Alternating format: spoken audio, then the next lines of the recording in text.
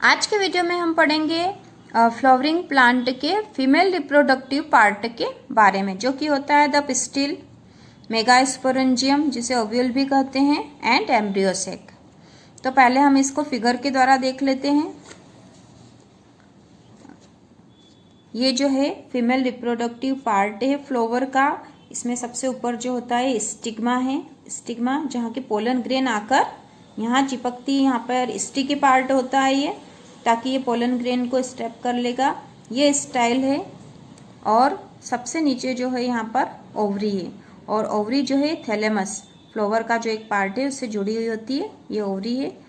ठीक है, तो ये अब हम पढ़ते हैं। The gynoecium represent the female reproductive part of flower. The gynoecium में consist of a single pistil. Gynoecium ही फीमेल रिप्रोडक्टिव पार्ट है जिसमें एक सिंगल पिस्टिल होगा। पिस्टिल हमने अभी पिक्चर में देखा था, तो एक सिंगल पिस्टिल होगा तो उसे मोनोकार्पेलरी कहेंगे। आर में है मोर देन वन पिस्टिल, यदि एक से अधिक पिस्टिल एक ही फ्लावर में है तो उसे हम मल्टी कार्पेलरी कहते हैं।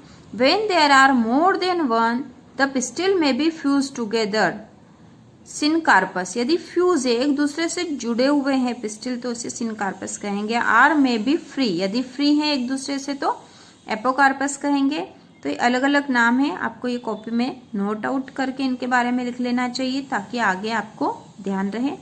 ईच पिस्टिल हैज 3 पार्ट, प्रत्येक पिस्टिल में 3 पार्ट होते हैं जो अभी हमने देखे थे। The stigma, style and ovary.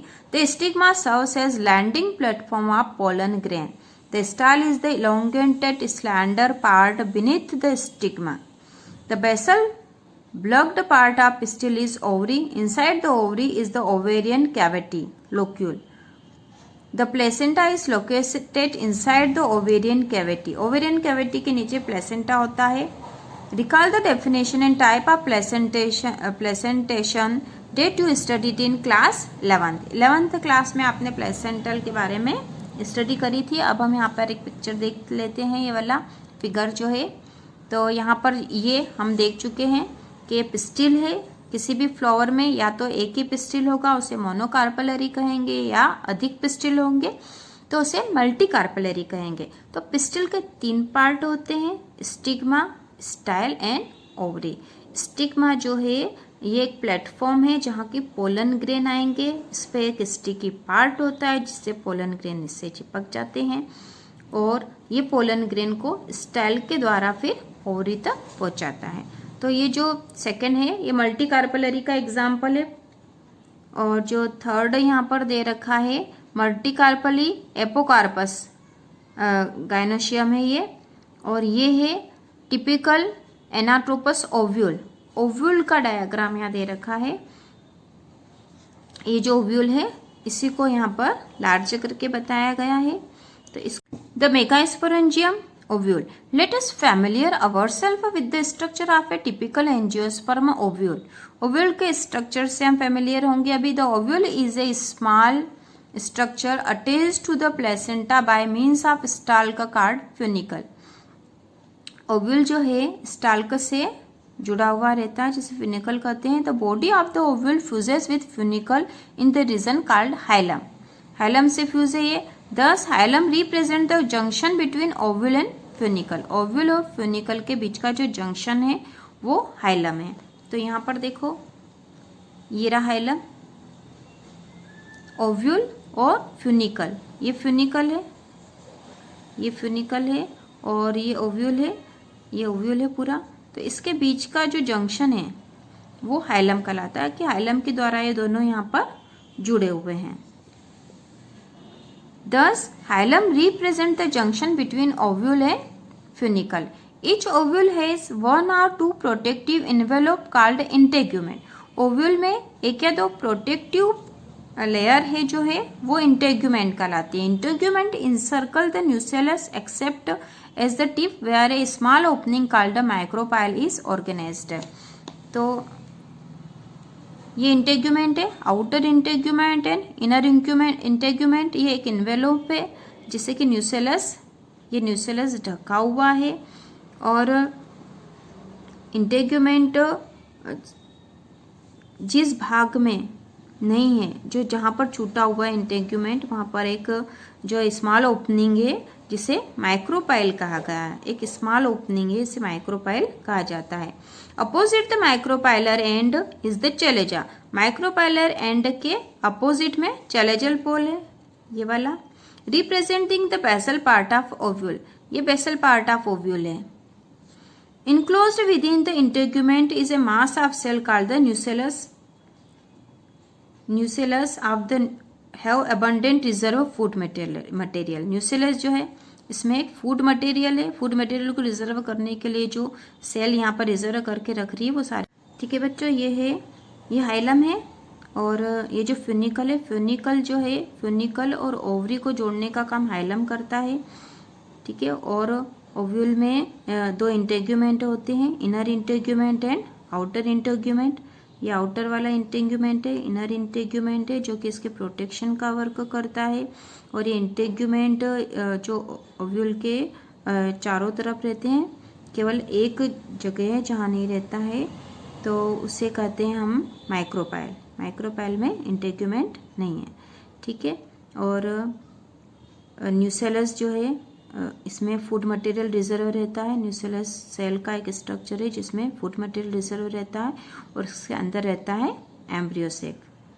ठीक है, अब हम आगे पढ़ते हैं। मेगास्पोरोजेनेसिस, मेगास्पोरोजेनेसिस क्या है? The process of formation of megaspore from the megaspore mother cell is called megasporogenesis. Megaspore mother cell से मेगास्पोर का बनना ही मेगास्पोरोजेनेसिस है। Ovule generally differentiate a single megaspore mother cell in the micropylar region. तो ovule से generally single megaspore mother cell ही micropylar region से बनती है। It is a large cells containing dense cytoplasm and a prominent nucleus. The MMC megaspore mother cell undergoes meiotic division. Megaspore mother cell में meiotic division होता है। What is the importance of MMC undergoing meiosis? Meiosis result in the production of 4 megaspore. meiosis से 4 megaspore बनेंगे। ठीक है, female gametophyte. In a majority of flowering plant, one of the megaspore is functional. Flowering plant में ये होता है कि एक मेगास्पोर मदर सेल से 4 मेगास्पोर बनते हैं जिसमें से एक ही फंक्शनल होता है। One of the megaspore is functional while the other 3 degenerate, बाकी 3 डीजनरेट हो जाते हैं। Only the functional megaspore develops into the female gametophyte. केवल फंक्शनल मेगास्पोर ही फीमेल गैमेटोफाइट के रूप में डेवलप होता है। फीमेल गैमेटोफाइट या उसी को हम एम्ब्रियो सेक भी कहेंगे। This Method of embryo sac formation from a single megaspore is termed monoscorpic development. What will be the ploidy of the cell of Nucellus MMC, the functional megaspore and female gametophyte? तो इसको हम आगे पढ़ेंगे और यहाँ हम देख लेते हैं, फिगर के द्वारा देख लेते हैं। यहाँ पर ये माइक्रोपाइल एंड ये न्यूसेलस है जो कि फूड रिजर्व करने वाली सेल्स थी। ये मेगास्पोर मदर सेल है।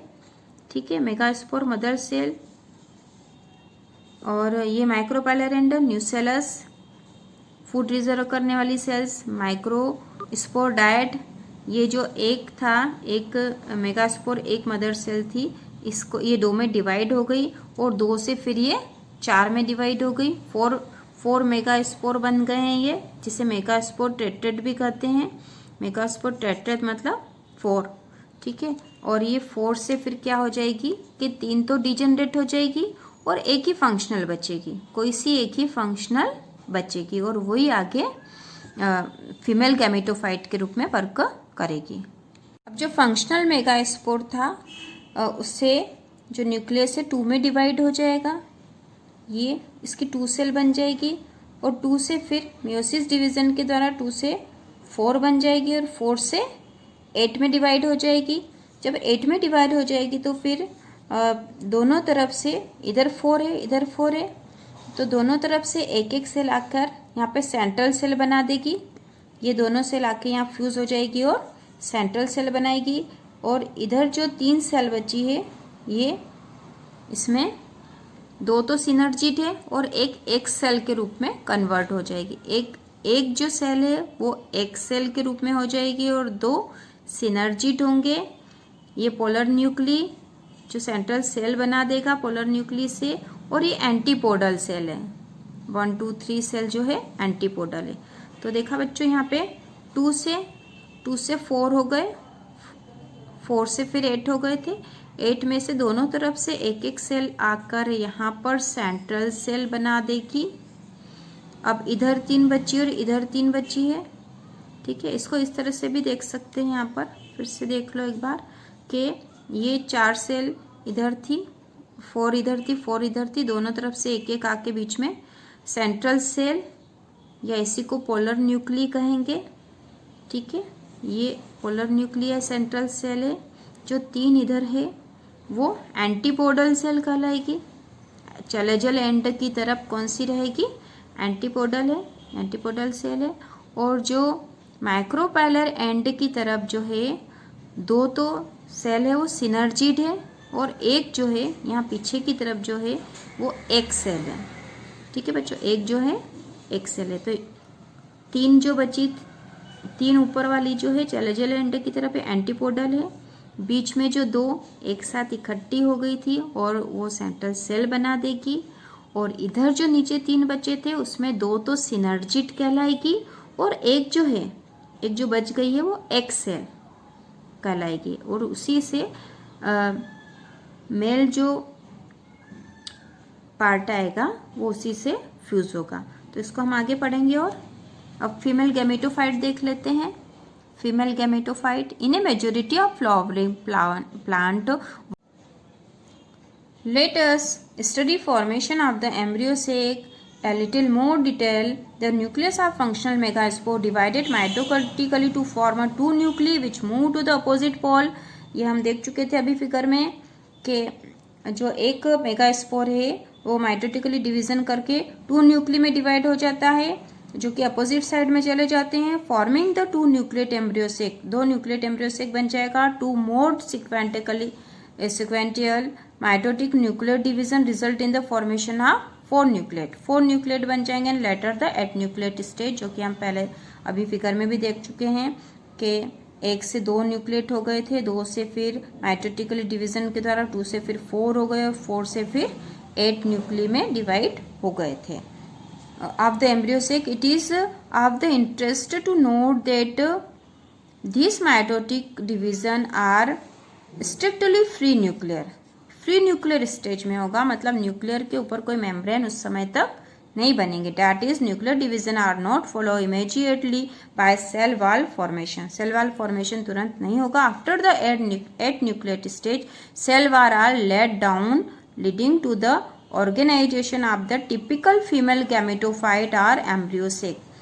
और 8 न्यूक्लियस स्टेज के बाद सेल वॉल का फॉर्मेशन होगा और फीमेल गैमेटोफाइट या एम्ब्रियो सेक डेवलप होगा। उससे observe the distribution of cell inside the embryo sac. Embryo sac के अंदर सेल डिस्ट्रीब्यूशन को ऑब्जर्व करने पर 6 of the 8 nuclei are surrounded by cell wall. 8 में से 6 न्यूक्ली तो सेल वॉल के द्वारा सराउंडेड है and organised into cell. The remaining 2 nuclei called the polar nuclei are situated below the egg apparatus in the large central cell। ठीक है, तो 2 जो पोलर न्यूक्ली है, ये जो 2 पोलर न्यूक्ली है बीच में सेंट्रल सेल कहलाएंगे, या पोलर न्यूक्ली है जो एक सेल के बिलो यहाँ पर स्थित है। There is a characteristic distribution of the cells within the embryo sac। There 3 cells are grouped together at the micropylar end and constitute the egg apparatus। The egg apparatus in turn consists of 2 synergid and 1 egg cell। 2 synergid और 1 egg cell है। The synergid have special cellular thickening at the micropylar tip called filiform apparatus which play an important role in guiding the pollen tube into the synergid। 3 cells are at the chalazial end and are called antipodal। The large central cell, as mentioned earlier, has 2 polar nuclei. Thus, a typical angiosperm embryo sac has maturity through 8 nucleate is 7 celled। तो 8 nucleate 7 sailed वाली जो stage है वो वास्तव में ये वाली stage होती है जो कि फीमेल गैमेटोफाइट के अंदर होती है, जिसमें कि 3 जो न्यूक्ली है वो चैलेजल एंटर की तरफ है जिन्हें एंटीपोडल सेल कहेंगे। जो बाकी के 3 जो है वो माइक्रोपाइलर एंटर की तरफ हैं, जिसमें से 2 जो है वो सिनर्जिट कहलाएंगे और इसमें एक जो है वो एग सेल है और बीच के जो 2 न्यूक्ली है वो फ्यूज हो जाएंगे एक दूसरे से और पोलर न्यूक्ली कहलाएंगे। इसी को सेंट्रल सेल भी कहेंगे। तो 8 न्यूक्लिएट 7 सेल्ड 8 न्यूक्लिएट स्टेज है क्योंकि 8 न्यूक्ली है, लेकिन 1 2 3 4 5 और एक वाला है 6, और ये जो बीच की 2 न्यूक्ली है ये एक सेल बन जाएंगे, एक ही सेल कहलाएगी। तो ये एक ही सेल है, पोलर न्यूक्ली या सेंट्रल सेल कहेंगे। तो ये 7 सेल हो गई, लेकिन न्यूक्ली कितने हो गए 8। तो 8 न्यूक्लिएट 7 सेल्ड स्टेज है। तो आपको समझ में आ गया होगा अच्छे से।